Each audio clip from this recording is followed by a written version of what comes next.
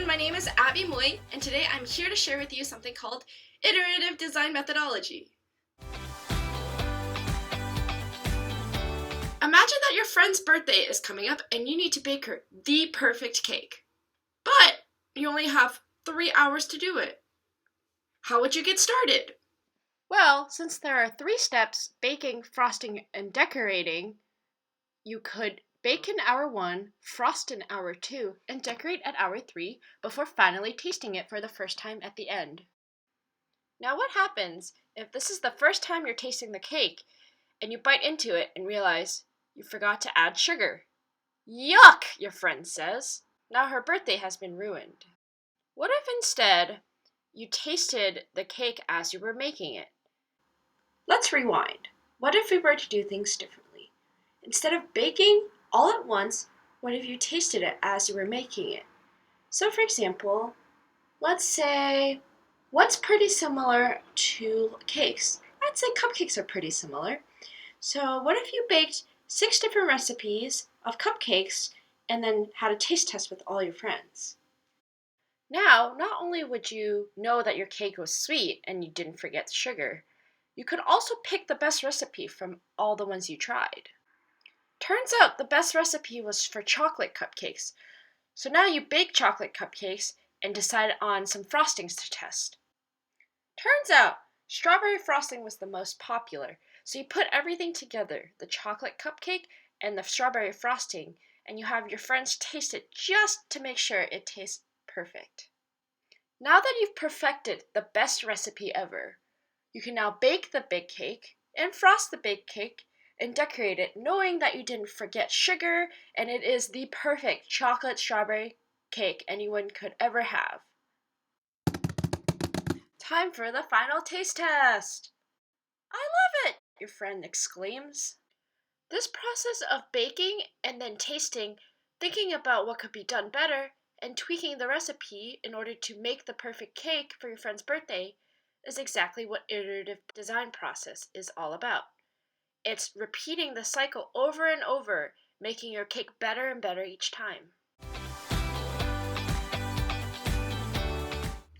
Iterative design methodology is based on the core process of cycling between 4 main functions: prototyping, testing, analyzing, and refining.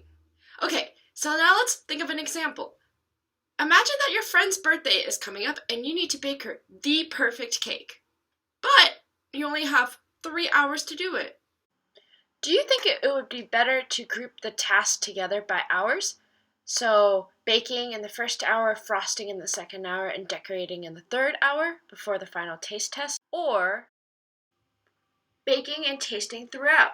So you could bake samples and taste them before you bake the big version of the cake. Of course, you would want to taste as you go because you could get instant feedback and keep tweaking your recipe, knowing that the final cake you bake is going to be tasty. This process of baking, tasting, thinking, and tweaking lines up exactly with iterative design process. Instead of trying to reach the perfect cake, you're designing a product. Instead of bake, taste, think, and tweak, you've got prototype, test, analyze, and refine. But the process is exactly the same.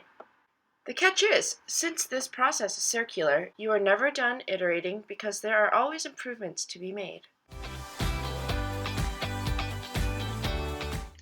Iterative design methodology is based on the core process of cycling between 4 main functions: prototyping, testing, analyzing, and refining. Traditionally, development was done one process at a time, also known as the waterfall methodology.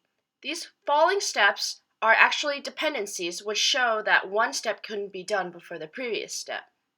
First, the engineers would prototype and test their products. Then they would analyze those tests and refine the product.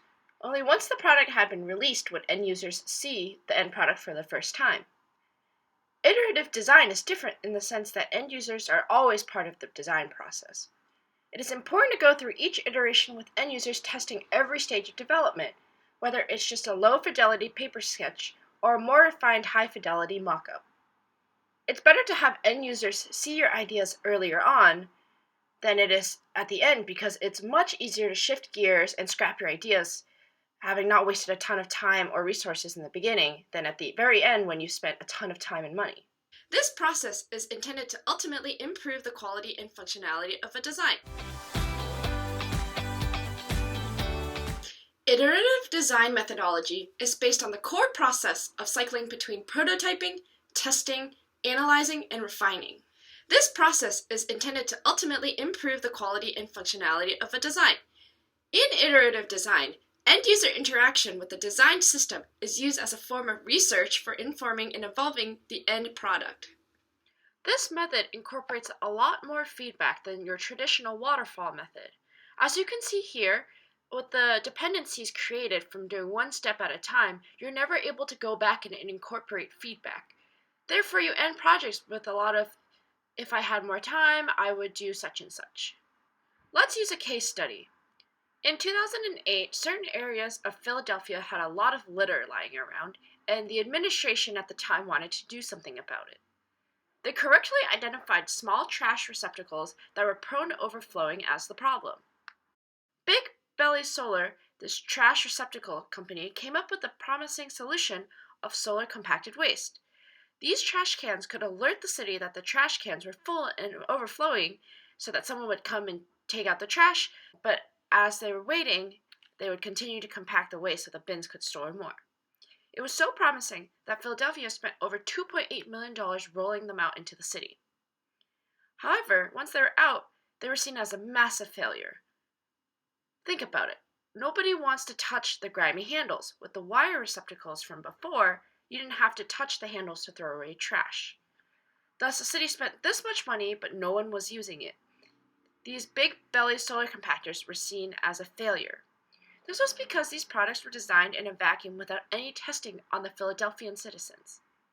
Remember, using iterative design increases usability, incorporates more end-user feedback, and saves time and money. Fortunately, our story comes to a good conclusion. The city of Philadelphia had the good sense to go and interview citizens and realize that it was these grimy handles preventing people from using the trash cans. So, they went back and spent more money adding foot pedals, which made citizens more inclined to use the bins because they didn't have to touch the handles to use the trash cans. Thank you so much for joining me here today. I really hoped you learned something about iterative design methodology. Now you can explain it to someone like a first grader all the way up through a tech CEO. How exciting! If you have any more questions or would like to learn more about this, you can always email me at asmui@andrew.cmu.edu. Thanks again! Bye everyone!